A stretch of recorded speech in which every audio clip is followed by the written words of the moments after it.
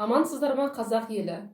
Мен Мұхтар Әуезов атындағы Оңтүстік Қазақстан мемлекеттік университетінің мемлекеттік тілді оқыту кафедрасының доценті, филология ғылымдарының кандидаты Әбдікерімова Гүлжан Айдарқызы боламын. Қазіргі таңда ұлы ақын, кемеңгер, ойшыл Абай Құнанбайұлының 175 жылдығына байланысты Абай шығармаларын насихаттау жұмыстары кеңінен жүргізілуде. Абай атамыздың сөзі бар: адамзаттың бәрін сүй, бауырым деп дейді. Сол айтқандай, қазіргі бүкіл әлемді індет жайлаған қиын қыстау кезеңде барша адамзатқа, оның ішінде қазақ еліне амандық тілейміз. Таң болайық, нұр болайық, ән болайық, жыр болайық, мәңгі жаса қазақ елім, бар болайық, бір болайық дей отырып, біздің мемлекеттік тілді оқыту кафедрасының профессор-оқытушылары құрамының Абай жолы роман-эпопеясының шытырманда бөлімінен оқыған үзінділерін сіздерге жолдаймыз. Қабыл алыңыздар. Шытырманда: Абай Қарқаралыдан келгелі бері атқа мініп ел аралаған жоқ. Көбінесе Жидебайдағы ауылда шешелерінің қасында болды. Көктемге шейін күндіз-түні кітап оқуға салынып еді. Медреседен қайтқалы кітапқа анықтап оқталғаны осы еді. Араб, парсы тілін бірталай сөздерін ұмытыңқырап қарайып қалған екен.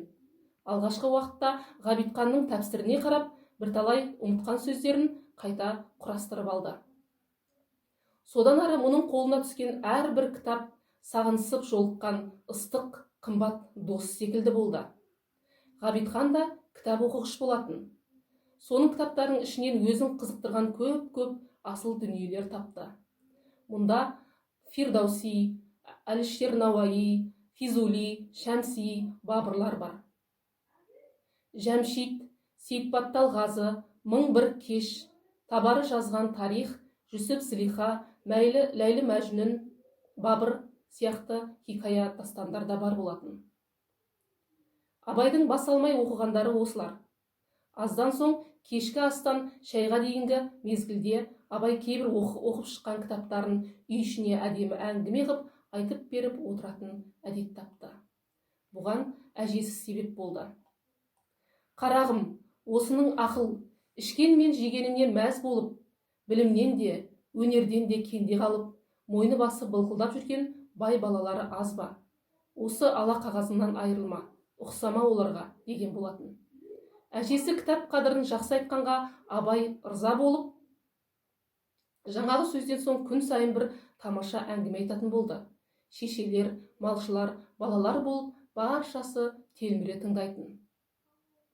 Абай әңгіме айтуға бір түрлі шешен, шебер болып барады.